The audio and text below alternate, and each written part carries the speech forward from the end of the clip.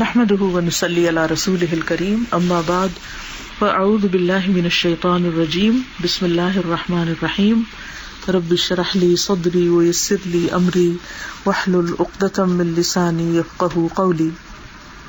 صلاة الضحى صلاة المغفرة والتوبة والہدایہ. ضحیٰ کی نماز مغفرت، توبہ اور ہدایت کی نماز ہے. یعنی جو شخص اس نماز کی پابندی کرتا ہے اور اس کا اہتمام کرتا ہے اس کے لیے بخشش کا وعدہ بھی ہے، اس کی توبہ بھی قبول ہوتی ہے اور اللہ تعالیٰ اس کے کام درست کر دیتا ہے، اس کی رہنمائی کرتا ہے. تو جو شخص اپنے گناہوں سے توبہ کرنا چاہتا ہو، معافی مانگنا چاہتا ہو اور اللہ کی طرف رجوع کرنا چاہتا ہو تو اس کے لیے یہ نماز بہت بہترین نماز ہے. اسی لیے اس کو صلاۃ التائبین بھی کہتے ہیں، توبہ کرنے والوں کی نماز، کہ جو اپنے گناہوں پر نادم ہو کر، شرمندہ ہو کر اللہ سبحانہ تعالیٰ کی طرف لوٹتے ہیں. قال رسول اللہ صلی اللہ علیہ وسلم لا يحافظ على صلاة الضحى الا اواب قال وهي صلاة الاوابین صححہ الالبانی. رسول اللہ صلی اللہ علیہ وسلم نے فرمایا، نہیں حفاظت کرتا صلاۃ الضحیٰ کی مگر اواب شخصی، اواب، اور یہ صلاۃ الاوابین ہے. اواب کا مطلب ہے وہ شخص جو کثرت سے اللہ تعالیٰ کی طرف رجوع کرے، جو اپنے ہر معاملے میں اللہ سبحانہ تعالیٰ کی طرف لوٹے. تو اوابین اواب کی جمع ہے، یعنی ایسے لوگ جو اللہ کی طرف بہت پلٹتے ہیں، رجوع کرتے ہیں، یہ ان کی نماز ہے. یعنی آپ دیکھیے کہ مثلاً وہ اٹھے تہجد پر، پھر اس کے بعد فجر پڑھی، پھر اس کے بعد کچھ کام وام کیا یا اپنے تلاوت وغیرہ کی، اذکار کیے، اور اس کے بعد سورج نکل آیا اور پھر یہ نماز ادا کی. تو یہ وہی شخص کر سکتا ہے جو بار بار اللہ سبحانہ تعالیٰ کی طرف پلٹتا ہے. اور اس میں خاص طور پر اگر انسان پورے خشوع و خضوع کے ساتھ یہ نماز ادا کرتا ہے تو اس کا اجر اور بھی زیادہ بڑھ جاتا ہے. حدیث میں آتا ہے، نبی صلی اللہ علیہ وسلم نے فرمایا، فَمَن يَتَوَضَّأُ وَيُحْسِنُ الْوُضُوءَ، جو وضو کرتا ہے اور اچھی طرح وضو کرتا ہے، یعنی کہ کوئی حصہ خشک نہیں رہتا، وَيُصَلِّي خَاشِعًا بِقَلْبِهِ وَبَدَنِهِ، اور اپنے دل اور جسم کے ساتھ خشوع اختیار کرتا ہے، یعنی اس کا دل بھی اللہ کی طرف جھکا ہوا ہوتا ہے اور اس کا جسم بھی، یعنی وہ ادھر ادھر نہیں نماز میں دیکھتا یا کبھی ہل جل نہیں کرتا بلکہ پوری طرح ادب کے ساتھ کھڑا ہوتا ہے. فقد وجبت لہ الجنہ، اس کے لیے جنت واجب ہو جاتی ہے. وغفر لہ ما تقدم من ذنبہ، اور اس کے پچھلے سارے گناہ معاف ہو جاتے ہیں. تو کبھی بھی یہ احساس ہو کسی بھی گناہ پہ، کسی بھی بات پہ ندامت یا شرمندگی یا گھٹن کا، تو اس وقت انسان چاہے رات ہو یا دن، یہ جو ثواب ہے یہ صرف صلاۃ الضحیٰ کے ساتھ نہیں، کسی بھی وقت انسان جب دباؤ کا، سٹریس کا شکار ہو تو اس وقت اٹھے، وضو کرے اور دل اور جسم دونوں کے ساتھ اللہ کی طرف توجہ کر کے نماز ادا کرے، تو ایسے شخص کے لیے جنت کی بشارت ہے.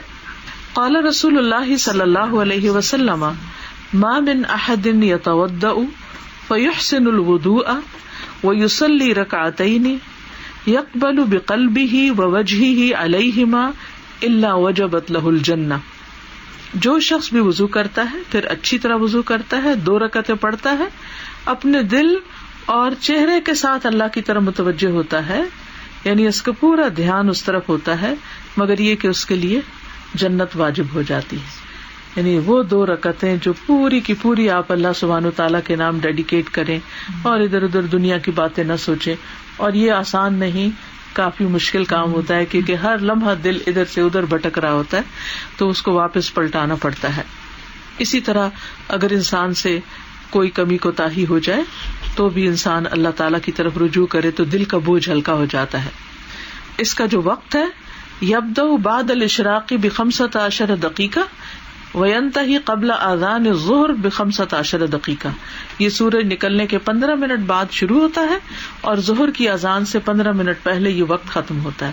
یعنی اس کا کافی لمبا وقت ہے، جب بھی آپ چاہیں اس کو ادا کر لیں.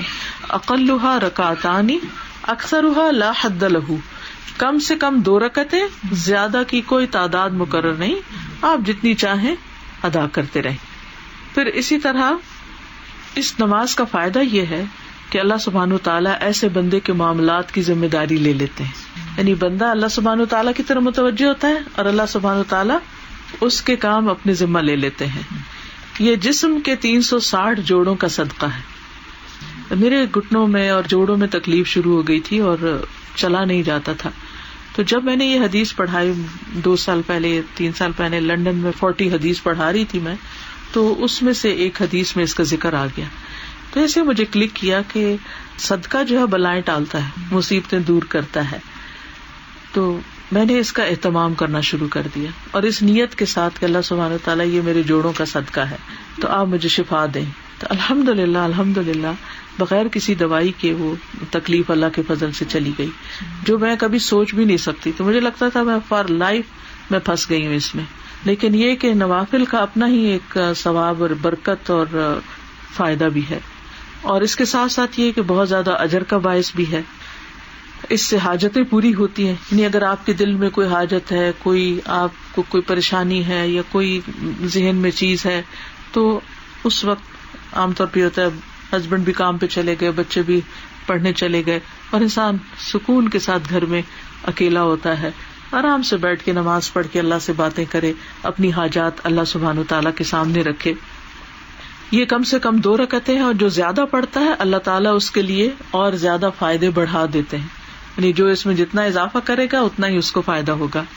اور آپ دیکھیے کہ 2 رکعتیں پڑھنے میں کتنی دیر لگتی, 5 منٹ لگتے ہیں.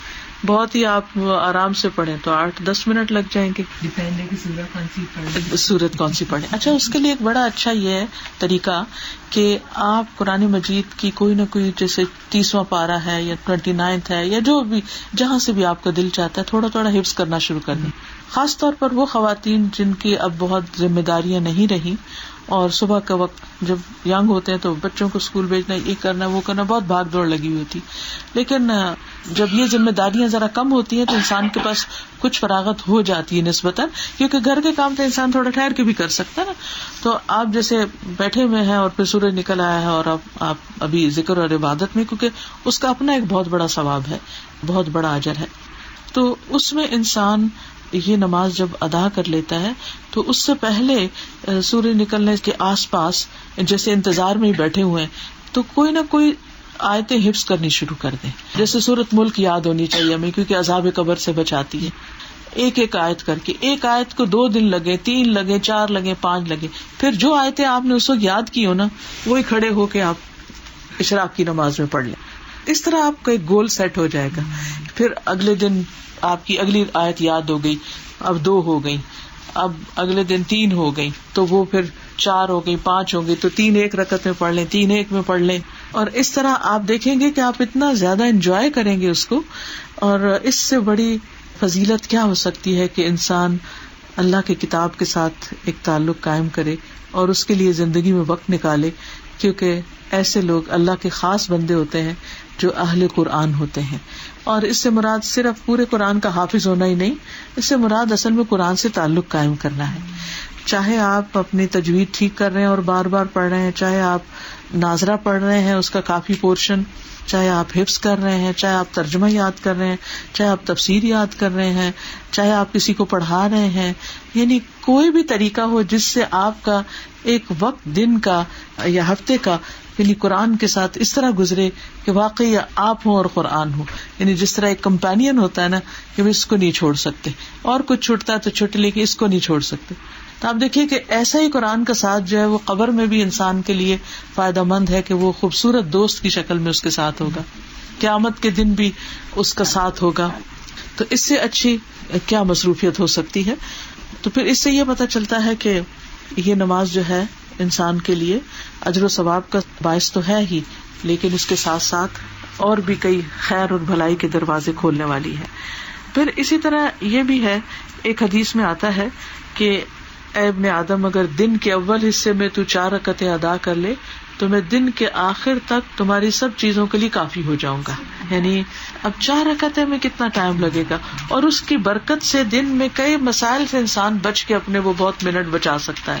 ورنہ کیا ہوتا ہے کہ بعض اوقات کو پریشانی میں گھیرے رکھتی ہے, 10 منٹ تو ایسی سوچوں میں بیٹھے گزار دیتے ہیں یا کہیں بھی وقت چلا جاتا ہے. ایک فون کال آ جائے تو آپ دیکھیے کہ ہم کتنا ٹائم اس میں لگا دیتے ہیں. تو اللہ سبحانہ تعالیٰ سے بھی بات کرنے کے لیے ہمیں وقت نکالنا چاہیے. اور پھر یہ کہ آپ نے جو یہ کہا نا کہ اس کی حفاظت تو اواب ہی کرتا ہے, تو اواب یعنی جو اللہ کی طرف رجوع کرنے والا ہے, تو اس کا اپنا ایک مقام ہے اواب انسان کا اللہ کی نگاہ میں. جو شخص اللہ سبحانہ تعالیٰ کی طرف پلٹتا ہے تو کیا یہ نہیں ہوگا کہ پھر اللہ سبحانہ تعالیٰ بھی اس کی طرف متوجہ ہوں گے. اور قرآن مجید میں آتا ہے فاذکرونی اذکرکم, تم مجھے یاد کرو میں تمہیں یاد کروں گا. اللہ تعالیٰ کی یاد کا ایک بہترین طریقہ بھی ہے. اور اگر آپ کو اللہ تعالیٰ توفیق دے اور آسانی ہو تو صبح اگر تہجد پڑھے ہیں, فجر پڑھی ہے, قرآن پڑھا ہے, چاش پڑھ کے اٹھیں گے تو حج اور عمرے کا ثواب ہوتا ہے. یعنی وہاں جائے بغیر بھی.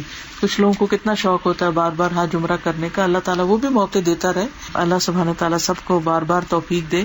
لیکن یہ ہے کہ جس کو اس کا شوق ہوتا ہے وہ گھر بیٹھے بھی یہ اجر و ثواب کما سکتا ہے. کہتے ہیں بات کیے بغیر جی کوشش کرنی چاہیے کہ نہ کوئی بات ہو, مگر ایسے بھی چپ کا روزہ نہیں ہے کہ اگر کسی کو کوئی چیز چاہیے اور وہ آپ سے پوچھ رہا ہے تو آپ اس کو کہیں کہ مجھے بولنا نہیں ہے. لیکن یہ کہ بلا وجہ خواہ بیٹھ کے باتیں نہ کریں یا اس کو فون کالز نہ لیں. باقی نہیں کہ اللہ سبحانہ تعالیٰ کی عبادت کے لیے ایک وقت خاص کرنا چاہیے. خصوصاً ہم جیسے لوگ جو اب اپنی زندگی کے آخری حصے میں داخل ہو گئے ہیں, پتہ نہیں کس وقت بلاوا آ جاتا ہے, تو یہاں سے زیادہ ہمیں وہاں کی تیاری کی ضرورت ہے. ویسے تو سبھی کو ہے, لیکن یہ ہے کہ دنیا میں تو جو کچھ ہم نے کرنا تھا کر لیا. گھر بھی بنا لیے, بچے بھی پیدا کر لیے, ان کی بھی شادیاں کر لی, وہ اپنے گھروں والے ہو گئے, بہت سی ذمہ داریاں اللہ نے پوری کرا دی. تو اب واپسی کی تیاری ضرور ہونی چاہیے. السلام علیکم و رحمۃ اللہ وبرکاتہ.